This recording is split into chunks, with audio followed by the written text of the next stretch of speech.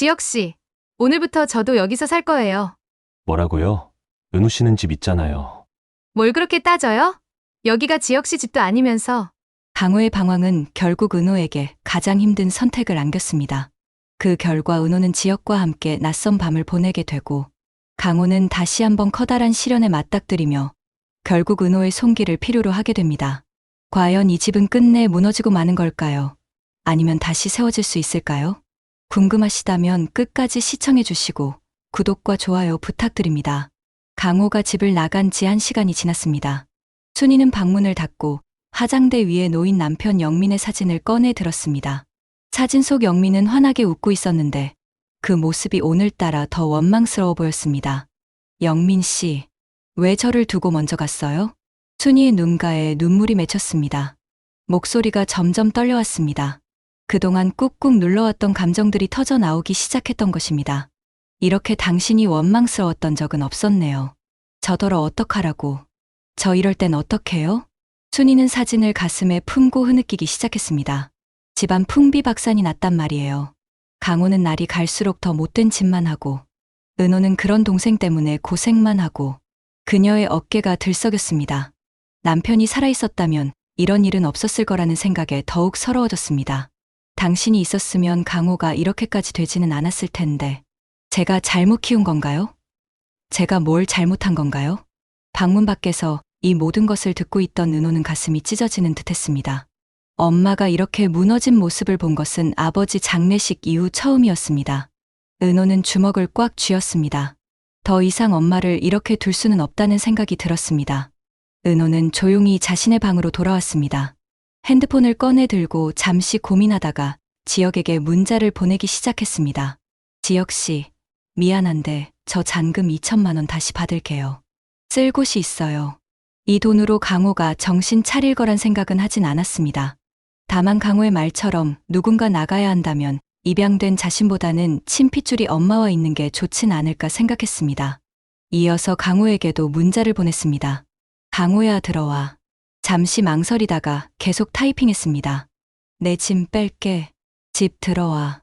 네가 달라는 2천만 원 원하는 대로 보냈으니까 집 들어오고 대신 엄마 똑바로 모셔. 은호의 손가락이 떨렸습니다. 마지막 경고를 덧붙였습니다. 만약 엄마 더 이상 힘들게 하면 그땐 진짜 가만 안 둬. 문자를 보낸 후 은호는 조용히 짐을 싸기 시작했습니다. 엄마가 잠들었는지 확인하러 다시 안방 쪽으로 갔습니다. 흐느끼다 지쳐 잠든 엄마의 모습이 보였습니다.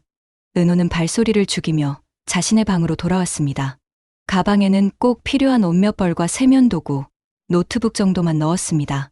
이 집에서의 30년 인생을 이렇게 작은 가방 하나에 담는다는 것이 씁쓸했습니다. 현관문을 나서기 전 은호는 뒤를 돌아보았습니다. 어릴 때부터 살아온 이 집, 아버지와의 추억, 엄마와의 시간들, 그리고 강호와 함께했던 날들이 주마등처럼 스쳐 지나갔습니다. 하지만 이제는 떠날 때가 된 것 같았습니다. 엄마, 미안해요. 은호는 조용히 문을 닫고 나갔습니다. 집을 나온 은호는 막막했습니다. 막상 나오니 갈 곳이 없었습니다. 시계를 보니 자정이 가까워지고 있었습니다. 공원 벤치에 앉아 은호는 한숨을 내쉬었습니다. 가방을 옆에 놓고 하늘을 올려다보았습니다. 별은 보이지 않았고 도시의 불빛만이 하늘을 물들이고 있었습니다. 이제 어떻게 살아야 하나. 혼잣말이 새어나왔습니다. 카페 일도 인테리어 일도 계속해야 하는데 당장 잘 곳조차 정하지 못했습니다. 그때였습니다. 3명의 남자가 비틀거리며 공원으로 들어왔습니다. 술에 취한 듯 목소리가 컸습니다. 은호는 본능적으로 가방을 끌어안았습니다. 저기 누가 있네? 한 명이 은호를 발견하고 다가왔습니다. 이 시간에 혼자 계신 거 보니 외로우신가 봐요. 은호는 일어서려 했지만 다른 한 명이 벤치 옆에 와서 앉았습니다. 저희랑 같이 놀아요. 심심하잖아요. 아니에요. 저 가야 해요. 은호가 거부하자 3번째 남자가 웃으며 말했습니다. 에이, 같이 놀아요. 저희 나쁜 사람들 아니에요. 그러면서 자신들을 소개하기 시작했습니다. 저희 여기 슈홀즈 근무하는 직원들인데요. 여기 박성재라고 알아요? 회장님 아들하고도 친해요. 한 명이 은호의 팔목을 잡았습니다. 은호는 팔을 빼려 했지만 남자의 손아귀 힘이 셌습니다. 정말 가야 해요. 놔주세요. 아이, 조금만 놀다 가요. 우리가 뭐 해코지하는 것도 아니고. 남자들이 은호를 둘러싸기 시작했습니다. 은호의 얼굴이 창백해졌습니다. 바로 그때 누군가의 단호한 목소리가 들렸습니다. 거기 뭐 하는 거야? 상철이었습니다. 그는 새로 시작한 편의점 아르바이트를 마치고 집을 가다 이 광경을 목격한 것이었습니다. 왜 사람을 괴롭혀? 상철이 큰 걸음으로 다가오자 치안 중 한 명이 돌아보며 말했습니다. 아저씨는 뭐야? 무슨 상관인데 참견이야? 상철은 눈을 부릅뜨며 말했습니다. 나 이의 아빠야. 당장 손 안 놔? 치안들이 서로를 보며 당황했습니다. 아빠라고요? 진짜? 이 자식들이 싸가지 없이 내 귀한 딸 몸에 함부로 손을 대. 경찰 부르기 전에 당장 안 꺼져. 빨간 줄 긋고 콩밥 한번 먹어볼래? 상철의 위압적인 태도에 치안들은 수근거렸습니다. 재수 없네. 가자. 뭐야, 아빠가 있었으면 진작 말하지. 치안들이 투덜거리며 공원을 빠져나갔습니다.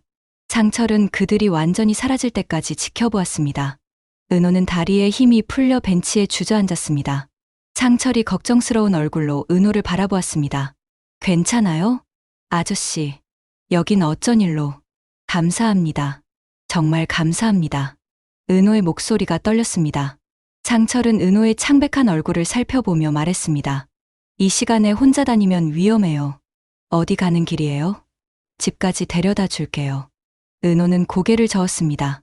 집에는 갈 수 없었습니다. 괜찮아요. 혼자 갈 수 있어요. 그래도 밤길이 위험한데. 정말 괜찮습니다. 도와주셔서 정말 감사해요. 은호는 깊이 인사를 하고 가방을 들어 급히 자리를 떴습니다. 상철은 걱정스러운 눈빛으로 은호의 뒷모습을 바라보았습니다. 사연이 있어 보이는 은호가 안쓰러워 보였습니다. 은호의 발걸음은 자신도 모르게 익숙한 곳으로 향하고 있었습니다. 지역이 아직 일하고 있는 것 같았습니다. 은호는 잠시 이런 상황에서 들어가는 것이 맞는지 고민이 되었습니다. 지역 씨한테 뭐라고 설명하지?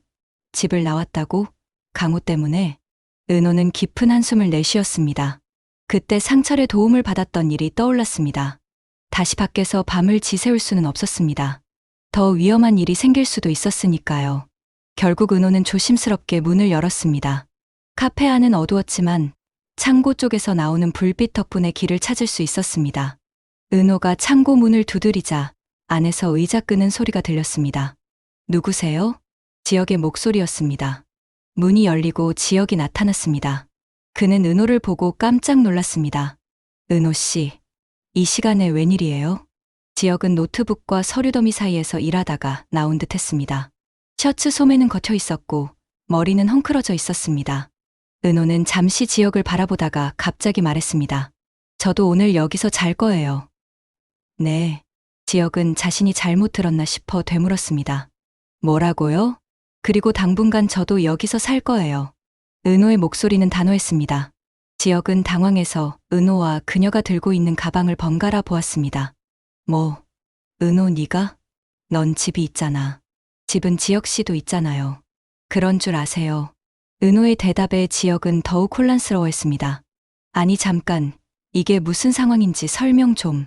지역은 은호의 얼굴을 자세히 보았습니다. 불빛 아래 드러난 은호의 얼굴은 창백했고 눈은 부어 있었습니다.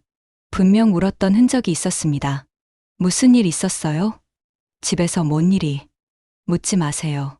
은호는 지역의 질문을 차단했습니다. 그리고는 창고 안으로 들어가 한쪽 구석을 살펴보았습니다.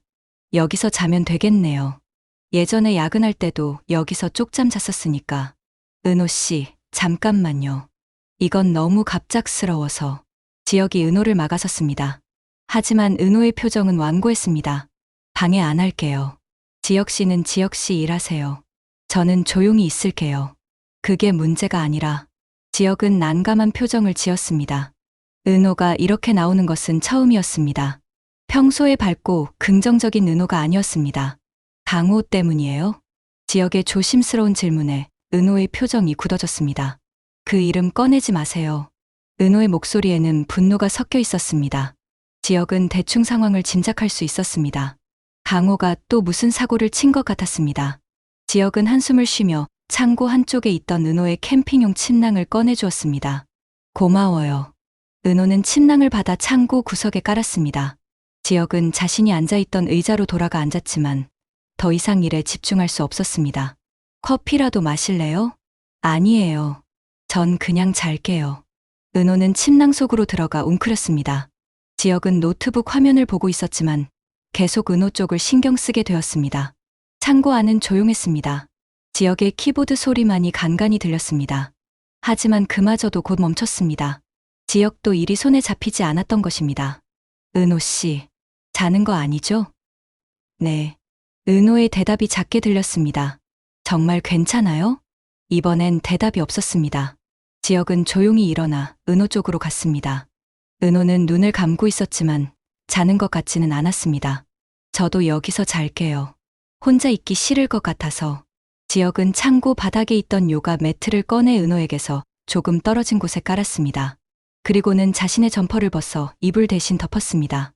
두 사람은 각자의 자리에 누워 천장을 바라보았습니다. 창고 천장에는 오래된 형광등이 꺼진 채 매달려 있었고 창문으로 들어오는 가로등 불빛이 희미하게 공간을 비추고 있었습니다. 은호는 눈을 감았지만 잠이 오지 않았습니다. 엄마의 울음소리가 계속 귓가에 맴돌았습니다. 그리고 강호에게 보낸 2천만 원이 과연 옳은 선택이었는지 의문이 들었습니다. 엄마는 지금쯤 제 방을 확인했을까? 아직 모르실 수도 있겠지. 아침에 알게 되면 얼마나 놀라실까?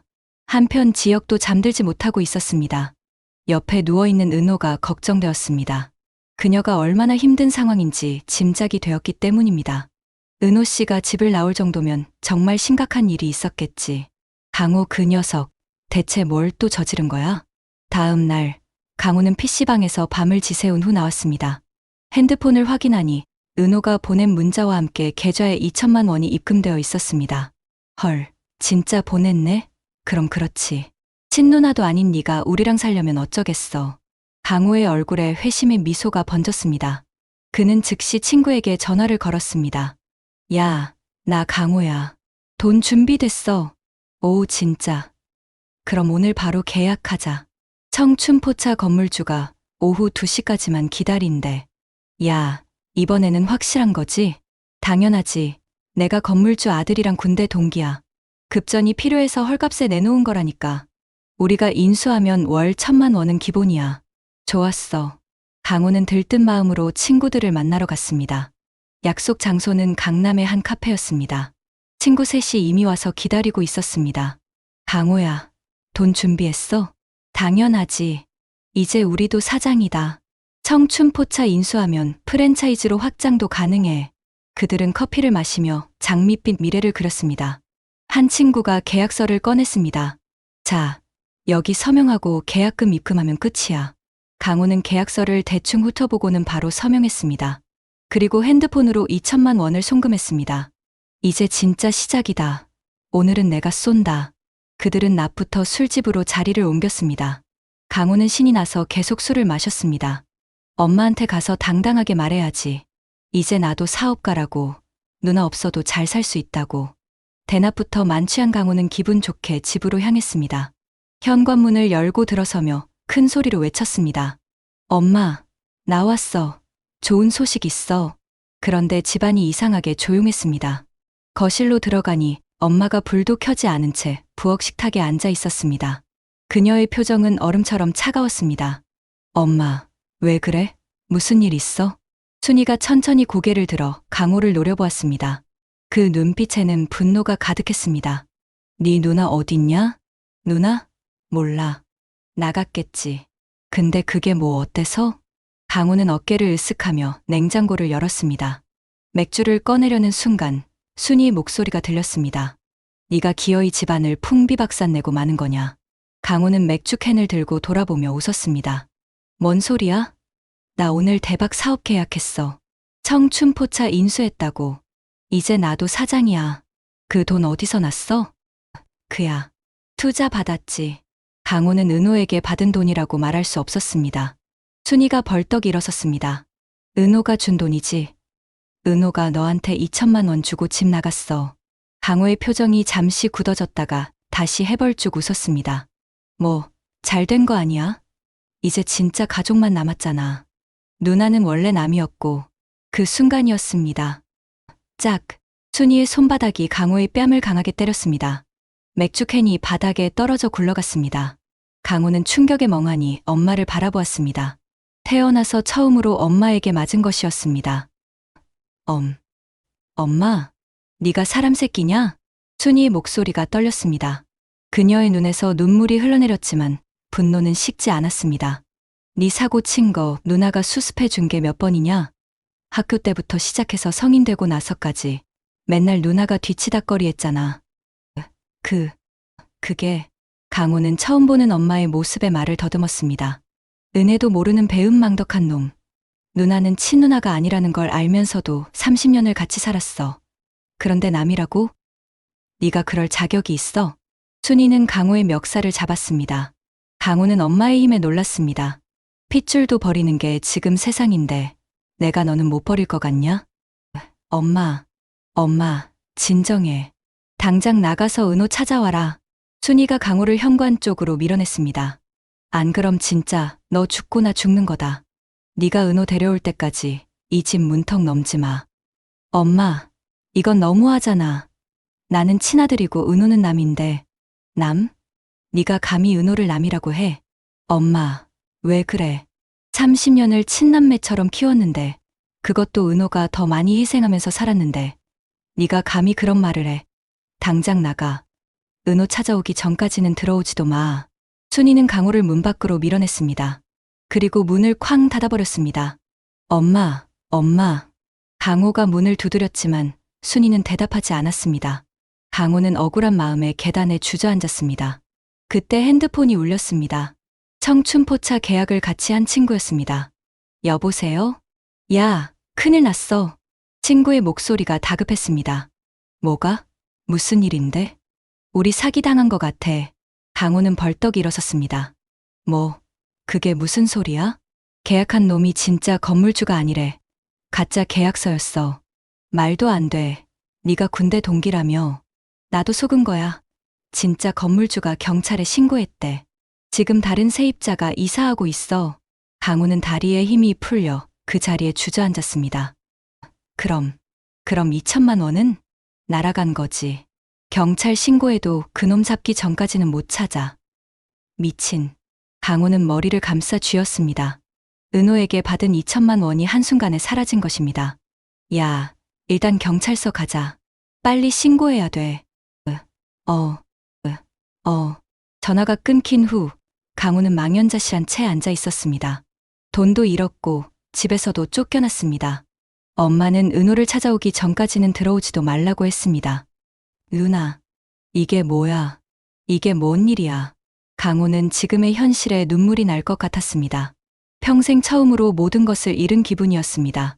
엄마의 사랑도, 누나의 보호도, 돈도, 집도, 아무것도 남지 않았습니다. 해가 지기 시작했습니다.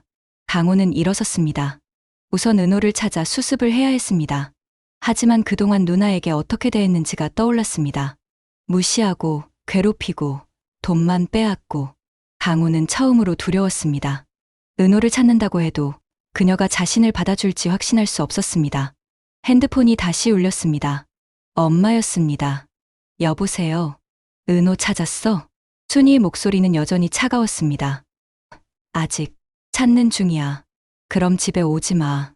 은호 데려오기 전까지는 발도 들이지 마. 엄마, 나 진짜 갈 데가 없어. 강호의 목소리에는 처음으로 진심이 담겨 있었습니다. 네가 누나한테 한 짓 생각해봐. 누나도 갈 데 없이 나간 거야. 네가 누나 고통을 알아야 정신 차릴 거 아니야? 툭. 전화가 끊겼습니다. 강호는 핸드폰을 내려다보며 망연자실했습니다. 강호는 빠른 걸음으로 카페를 향해 걸었습니다. 평소라면 택시를 탔겠지만 이제는 걸어갈 수밖에 없었습니다.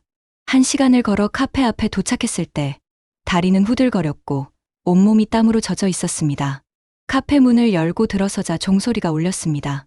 은호가 고개를 들어 손님을 맞으려다가 강호를 보고 표정이 굳어졌습니다. 누나. 강호는 카운터로 다가갔습니다. 평소의 건방진 모습은 온데간데 없고 초라하고 지친 모습이었습니다. 여기서 뭐 하는 거야? 돈 받았으면 엄마 걱정하시니까 집에 가. 은호는 차갑게 말했습니다. 누나, 나 큰일 났어.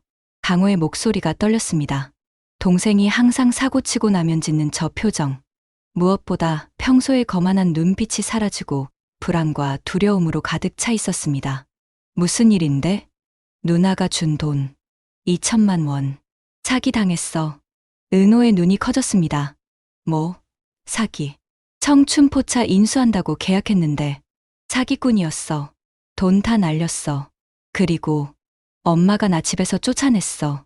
누나 데려오기 전까지는 들어오지도 말래. 은호는 한숨을 쉬었습니다. 화가 나면서도 한편으로는 강호가 불쌍해 보였습니다. 수정아, 잠깐 자리 좀 봐줘. 수정이 카운터로 나왔습니다. 은호는 강호를 데리고 카페 밖으로 나갔습니다. 카페 밖 벤치에 앉은 강호는 자세히 사기당한 경위를 설명했습니다. 친구가 소개해준 건데 군대 동기라고 해서 믿었어. 계약서도 있었고. 계약서 가지고 있어? 응. 여기. 강호가 구겨진 계약서를 꺼냈습니다. 은호가 살펴보니 허술한 부분이 많았습니다. 경찰에 신고는 했어? 친구가 신고한다고 했는데. 강호가 고개를 숙였습니다. 은호는 강호를 보며 마음이 복잡했습니다. 분명 화가 나고 서운했지만 그래도 30년을 함께 자란 동생이었습니다. 이렇게 무너진 모습을 보니 어이가 없으면서도 마음이 아팠습니다. 강호야. 응. 일단 경찰서 가자. 경찰서? 당연하지. 사기당했으면 신고해야지. 빨리 신고해야 잡을 확률이라도 있어. 은호가 일어섰습니다. 누나, 뭐 하고 있어? 가자. 은호는 카페로 돌아가 수정과 지혁에게 사정을 간단히 설명했습니다. 강호랑 경찰서 다녀올게요. 사기 사건이 있어서. 괜찮아요? 혼자 가기 힘들면 같이 갈게요. 아니에요. 가족 일이니까 저희가 해결할게요. 지혁은 고개를 끄덕였습니다. 은호의 단호한 모습에서 강한 의지가 느껴졌습니다. 은호와 강호는 나란히 걸어 경찰서로 향했습니다. 강호는 계속 은호를 훔쳐보았습니다. 입술을 쭈뼛거리다 겨우 한마디 뱉는 강호. 저기, 고마워. 이제 와서 무슨. 은호는 한숨을 쉬며 다시 걸었습니다. 일단 돈부터 찾자. 2천만 원이 작은 돈이 아니야.